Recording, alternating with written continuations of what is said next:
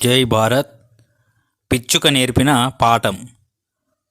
ఒక యువకుడు ఒక జ్ఞాని వద్దకు వెళ్ళాడు. అతడు జ్ఞానితో ఇలా చెప్పాడు: అయ్యా, ఈ ఊళ్ళో నాకు పని దొరకలేదు. ఇక్కడ నాకు ఆదాయానికి మార్గం ఏదీ లేదు. కాబట్టి నేను సుదూరంలో ఉన్న పెద్ద నగరానికి వెళ్ళి ఉద్యోగం చూసుకుంటాను. అందునిమిత్తం నేడే నేను మన ఊరి నుండి బయలుదేరుతున్నాను. నేను వెళ్ళే నగరంలో నాకు ఒక మంచి ఉద్యోగం లభించి అక్కడ నేను జీవితంలో స్థిరపడాలని నన్ను ఆశీర్వదించండి. అప్పుడు ఆ జ్ఞాని ఆ యువకుణ్ణి మనసారా ఆశీర్వదించి పంపించాడు.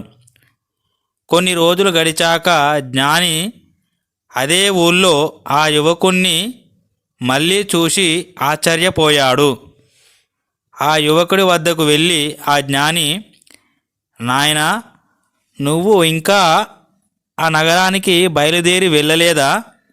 నువ్వు నన్ను కలుసుకున్న రోజునే ఉద్యోగార్థం ఊరు విడిచి వెళుతున్నట్లు చెప్పావే అని అడిగాడు. అందుకు ఆ యువకుడు ఇలా జవాబిచ్చాడు: అయ్యా, నేను ఆ రోజునే అప్పుడే బయలుదేరాను. దారిలో నిర్మానుష్యమైన ఎడారి వంటి ప్రాంతం తారసపడింది. అక్కడున్న ఒక ఈత చెట్టు నీడన కాసేపు విశ్రాంతి కోసం కూర్చున్నాను. అక్కడ నేను ఒక దృశ్యం చూశాను.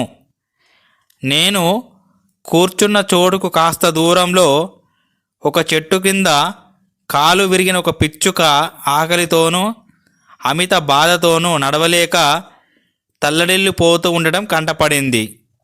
దాన్ని చూసి నేను, ఈ పిచ్చుక దానంతట అదే ఎగిరి వెళ్ళి ఆహారం వెతుక్కోవడానికి దారి లేదే, ఇది ఎలా బతకగలదు అని ఆలోచిస్తూ ఉండిపోయాను. ఇలా నా ఆలోచనలు సాగుతూ ఉండగా ఎక్కడి నుంచో మరో పిచ్చుక వచ్చింది. అది తన నోటితో ఆహారం తెచ్చి కాలు విరిగిన పిచ్చుక నోట్లో పెట్టి తినిపించింది. అది చూసి నేను, ఆహా, కాలు విరిగిన ఈ పిచ్చుకకు కూడా ఆహారం లభించడానికి భగవంతుడు ఒక ఏర్పాటు చేసి ఉంచాడే.